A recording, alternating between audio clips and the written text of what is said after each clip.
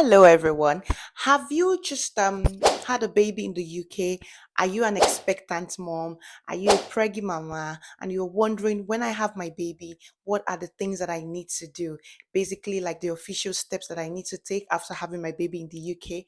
If that's you, then you're in the right channel. Kindly sit back, and that's what we're going to be talking about.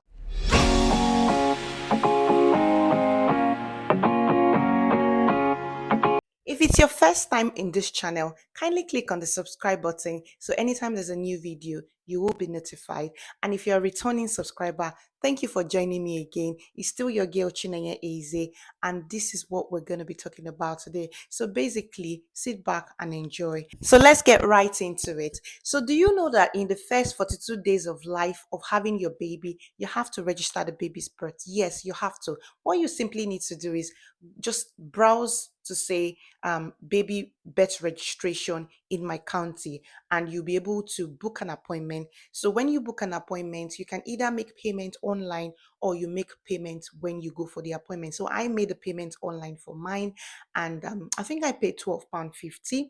And then after that, after booking the appointment, you need to list you need the documents that you'll be using. So you need a supporting document. So if you're a married couple, either of the parents can go for the appointment. Whereas if you're not married, then both of you would have to go for the appointment, and you would need a supporting document. So I'm going to list the documents that you could use. So I used my passport, and my husband used his passport as well, and that was what we used when we did ours, and we paid £12.50. Another thing you need to note is that go along with the baby's red book, because you might need some information in the red book. And then also there are some information that you will be asked, like where you got married, your maiden name, date date when you got married, and some other information like that. I'm going to list it on the screen so it's easier for you to remember. So that's it about birth registration. And you can also pay for extra copies if you want, or you can pay for it. You can get extra copies if you need it later in the future. I decided to pay for one extra copy. You don't need to do that. So that's it about birth registration. The next thing you need to do is you need to register your baby in the GP. Yes, you need to do this, very, very important, and as soon as possible. And the reason is because you know your baby would be having a 6 to 8 weeks appointment, postnatal appointment. So this is the reason why you need to do this. So if you register your baby with the GP, it's always good to do this after you've done the birth registration, and then they would ask all of that. Another reason why you need to register your baby with the GP is because your baby would also be having the 8 weeks immunization. So they need that record to be able to book your baby as soon as possible for the 8 weeks immunization. So that being said, we move straight to the next thing, which is applying for a visa or BRP for your baby. So I'm talking from the perspective of an immigrant.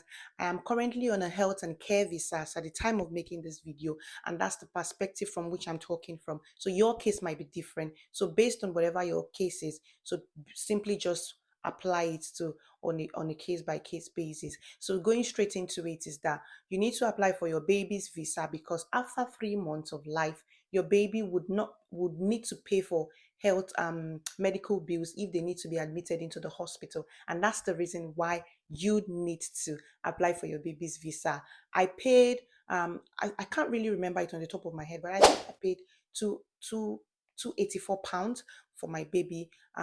If this is not correct, I'm going to put the right thing in the video as well. So yeah, that was what I did. I didn't need to pay for the health surcharge because I'm on a health and care visa, and that's waived for us. So but depending on what visa you're on, kindly check if you need to pay for the health and care visa. So that's about visas. Moving straight into the next thing, you need to apply for your baby's passport if you're a British citizen already. That's if you're going to be traveling with the baby anytime soon. Kindly remember to apply for the baby's passport. So if you're a mom who will be going back to work after maternity leave, and you don't have a preparation for your baby's childcare, you need to consider that as well. So for me, after maternity leave, I'll be going back to work, and my baby will be going to a nursery. So I had to apply for a nursery place. It can be very, very hard to get a nursery place. Some nurseries are booked for the next 2 years. So you might want to consider this if this is something that applies to you. So go and get a form from the nursery of your choice and be on the waiting list so that you can get a place when you need it. Yes, even if it's in 2 years' time,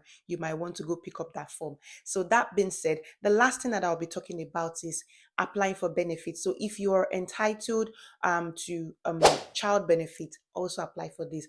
I'm on a health and care visa. I am not entitled to public funds or any child benefit whatsoever. So this does not apply to me. So if this applies to you, kindly do that as well. So if I remember anything at the end of this video or before this video is being shown to you, I would be linking it in the video, or I'll be doing a separate video. And if you want me to explain any of this step in a detailed video, I'm happy to do that. Kindly put it in the comment section and I'll be happy to do it. If you like this video, kindly click on the like button. If you're happy with this channel, kindly subscribe so you can always have more content dished out to you. And I would see you in my next video. Thanks for watching. Bye.